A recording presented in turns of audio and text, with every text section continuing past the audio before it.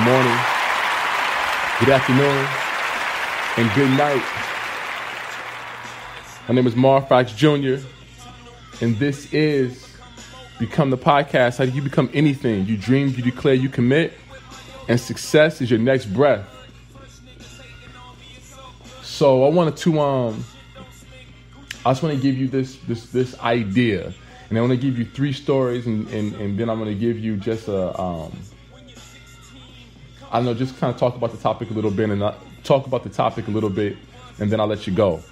So the idea is it's better to fail prepared than to fail unprepared, right? So obviously there's failure involved, and then there's this notion of, are you prepared or are you unprepared, right? And what type of effect does this experiencing failure, prepared versus unprepared, have on your psyche and how you move forward and how you view success and failure and all of that? So I give you 3 stories. So one of my basketball players, his name is Jared McDaniel. He's a point guard, and he was working on this. I was in the gym the other day, and he was in the gym as well, working on his game. And he was working on his game off the dribble. And we've had some situations where we've needed a 3-ball, and he's been struggling to get his shot off the dribble. Now, he has a couple go-to moves that he can use, but for whatever reason, he's been struggling to get his shot off the dribble, and at least give us a chance to get up a 3-ball when all options are done and the set kind of breaks down. And so the day before yesterday, which was a Friday, he was in the gym working on this game. So the game's playing or whatever, and I tell him at halftime, I said, listen, man, be ready to shoot that step back. Go through your protocol, drive the guy hard, see if you can get in the lane, and then step back and let that thing go. And so he, with confidence, he said, Coach, I got you. I've been thinking about it. I'm ready to get it off. So the game's going, and he's not having a great day shooting the ball from the perimeter. Now, to the cup and dishing the ball off, being a point guard, and making people better, he was having a great job. He was doing a great job talking to people, bringing the energy. He was doing an awesome job, but he just couldn't fill it up from the perimeter.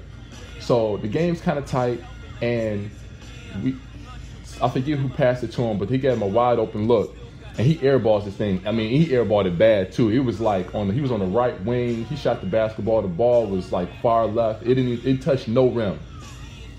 I think one of our guys got the rebound and then gave it back to him, and he drove it and had a tough lay against a big fella. And so I told him at the end of the game, we're laughing. I was like, man, that was a terrible air ball, but I like the way that you came right back and scored the lay against the big fella, because he could have allowed that air ball to affect his confidence and affect that lay against a bigger player. Because we're talking about Jared. Jared is like 6 feet 6'1", and the big fella was like at least 6'4", 6'5", something like that, maybe even a little bit taller than that. But what I told him is, you missed the shot and you didn't shoot well from the perimeter, but at least you were in the gym the day before. At least you were putting in your work.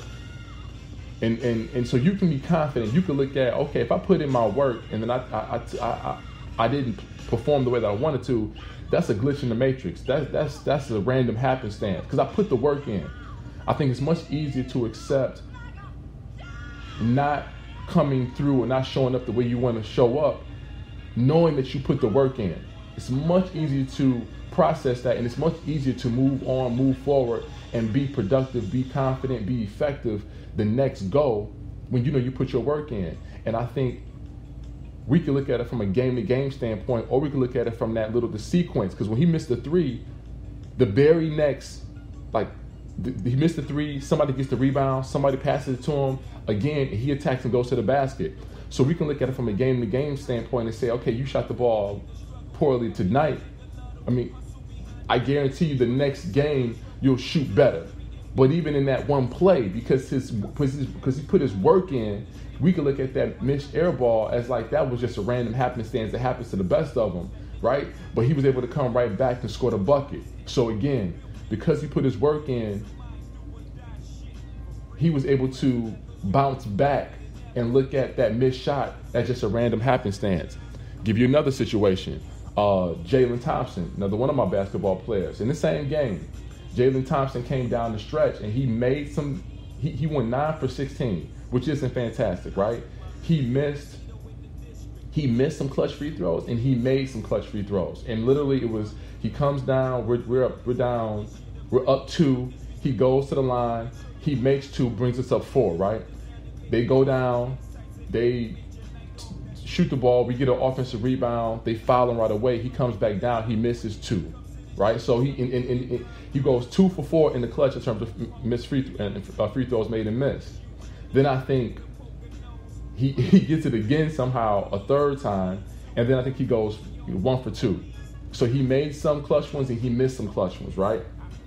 But the thing that I told him a couple days ago, or several days ago, I was in the gym once again. He was in the gym on the shoot machine working on his foul shot, working on shooting from 15 feet, working on his free throw technique, working on his shot. And I was like, it's not, you missed them and you can be down, but at least you know that you was actually in the gym working on this. You know what I'm saying? And this is something that he does. It wasn't something that he was just doing that day. Like he does it every now and then. He was working on this. He works on his free throw game. He works on his shot. And so again, here's a situation where you can look at it and say, man, I didn't come through the clutch. But I'm looking at it like, well, what was your work ethic like prior to this moment? Like when you go through, when you are out there on the field, when you're out there playing, when you're out there working, whatever the case may be, and your moment comes up and you don't show up the way you want to, that's going to happen. But my question is, what was your work ethic like leading up to this moment? Were you putting in your work? Were you focused? Were you working on the things that you were supposed to be working on? You know, it's like a basketball player who is his primary goal, or her primary goal, is to go to the cup and score around the basket. But then when you work on your game, all you work on is shooting step back threes and multiple dribble combination moves and like side steps and like fadeaway jump shots. What if that's not your role? If that's not what you do, then that should be a small portion of your workout. The bulk of your workout should be finishing around the basket. Layups, hook shots, floaters, shots within the paint. Work on that, make that the bulk of your workout, and then at the very end, you can add in the perimeter game. So that's how sometimes people, they think they're putting in work, but are you working on what you're supposed to be working on? Because if you're working on the wrong things, then it's going to show up in your game. Because now you can't do the thing that you're supposed to be good at. You can't even do that well. And the thing that you want to show everybody that you can do, that's not even what you do. So again, when I was watching Jalen, I saw him working on this.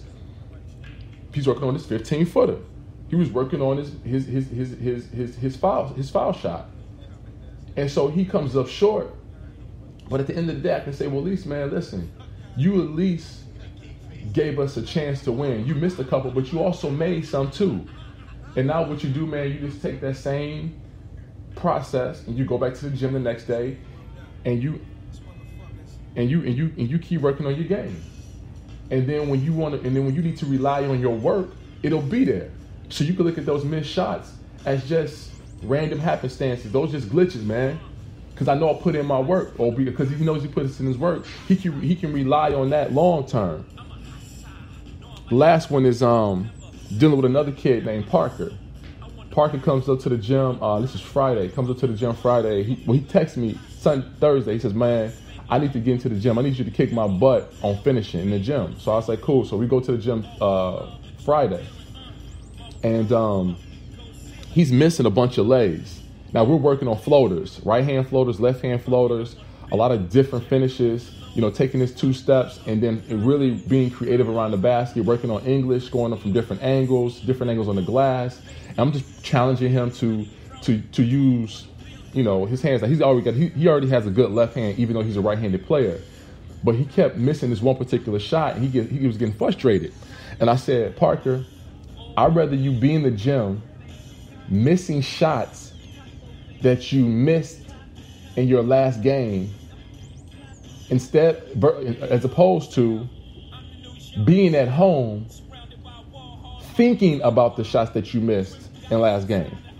So I'd rather him be in the gym working on it and missing shots than being at home not doing anything about the shots that he missed last game. And sometimes, man, when we working to be better, we think that just because we working on being better, it should be perfect. Now, maybe if you Klay Thompson, if you Stephen Curry, and you Kevin Durant, okay, you could be in the gym, and when you miss, you know, I don't know, 2 shots in a row, 3 shots in a row, it's like, it's devastating, okay? But that's a pro, that's a professional. But for us, that we're working to maybe operate on that level, it's, you have to accept that sometimes you're going to work on your game, you're going to work on whatever it is you're working on, and it's not going to be the best. You're not going to have the best workout, right? You striving for perfection, you striving for greatness, but every workout won't be great. But at least you win the gym, or at least you getting after it. Every workout might not be great, but the effort can be great. So the actual productivity. So I'm shooting this basketball. I have a bad shooting day. I make 50% of all my shots that I'm shooting by myself with no contact, with nobody covering me, right? That's maybe a bad day. But at least my effort was good. My focus was good. The ball just wasn't dropping in the hole. Okay, I can take that. I can take that better than I can take not coming to the gym at all. You dig what I'm saying? So, man, when you think about getting better, you can work your butt off, and sometimes things might not just fall for you. But just be confident and just be satisfied with the fact that at least I'm in here. At least I'm getting after it.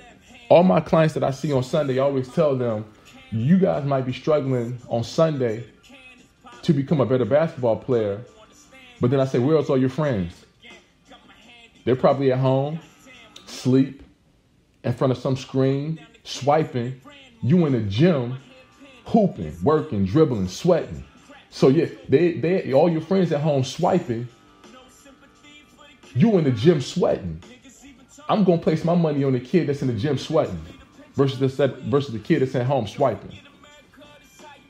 So those are 3 stories in which I'd rather fail prepared than fail unprepared.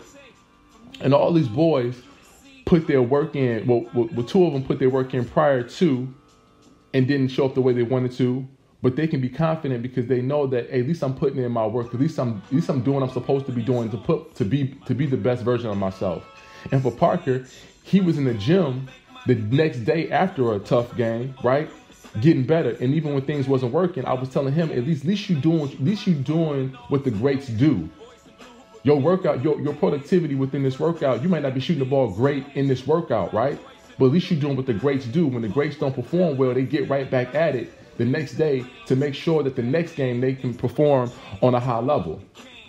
And when you always putting in your work, you can always expect to get hot. I was just listening to a conversation with Stephen Curry, and he says, I always feel hot when I'm in the game.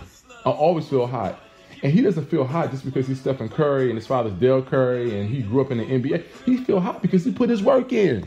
When you put your work in, you feel that at any moment I can have an outer body experience and get busy.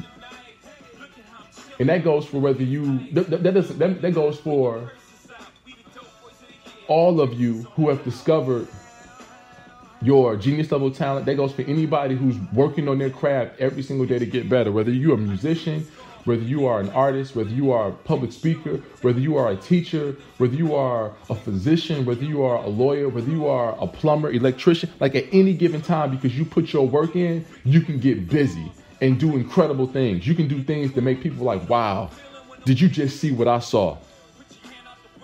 So just keep working on your craft. Keep working on your game. Keep preparing. Every single day, keep preparing. And if you show up one day and you don't show up as the way you wanted to, you can always rest assured and sleep easy because at least I put my work in. Sometimes we got to experience failure for greater good, for development, to keep us humble, to keep us working, so that the next time that it's time for us to show up, we go crazy, we get busy, we get after it, right? So that's it, man. I don't know if I'll let you know that I was listening to Jay-Z, but I am. I'm listening to none other than HOV. So with that being said, I'll let y'all go, man. Y'all take care. Mar Fox. Done.